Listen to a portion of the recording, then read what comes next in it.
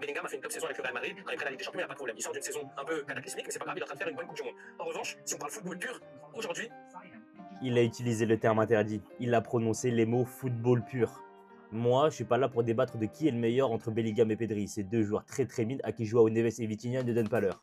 Moi, je suis là pour parler d'une expression qui en énerve plus d'un, l'expression football pur.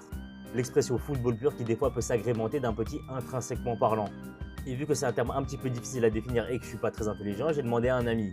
Quand on dit qu'un joueur est meilleur qu'un autre en termes de football pur, on parle de ses qualités footballistiques intrinsèques, pas forcément de ses statistiques ou de son palmarès. Cela inclut par exemple sa technique, sa vision de jeu, son intelligence tactique, sa qualité de première touche, sa capacité à créer du jeu, blablabla. En gros, ça veut juste dire qu'un joueur est meilleur qu'un autre. Pourquoi est-ce que les gens ont ressenti le besoin d'inventer le terme football pur? Tout simplement parce que quand on parlait de qualité footballistique, d'autres ramenaient ça au palmarès. Exemple, je pense que je ne vais choquer personne en disant ça, Neymar est un bien meilleur joueur de football que Gareth Bale. Pourtant, Gareth Bale a une armoire à trophées 1000 fois plus remplie que celle de Neymar, ça, il n'y a aucun doute là-dessus. Et donc forcément, dans une conversation où ça débat de qui est le meilleur footballeur entre deux joueurs, ramener le palmarès, ça n'a aucun sens. À moins que pour vous, Nacho Fernandez soit meilleur que Virgil van Dijk. Mais si vous êtes de cet avis-là, moi je peux plus rien pour vous. Autre exemple, en termes de football pur, et là ça n'engage que moi, mais je pense que vous devriez être de mon avis.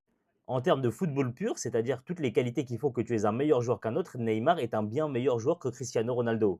Mais malheureusement, quand on regarde l'armoire à trophées, Cristiano Ronaldo ne donne absolument pas l'or à Neymar. Alors oui, en théorie, il y a un lien entre ton niveau footballistique et ce que tu as gagné dans le monde du football, ça c'est vrai.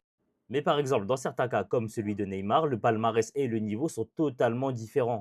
C'est beaucoup plus rapide de dire qu'un joueur est meilleur qu'un autre en termes de football pur plutôt que de dire qu'il est meilleur en passe, il est meilleur en tir, il est meilleur en dribble, il est meilleur en vitesse, etc. etc. Mais du coup, juste si vous aimez pas ce terme, on va finir par dire qu'un joueur est juste meilleur qu'un autre, point à la ligne. Et au final, c'est tout aussi bien.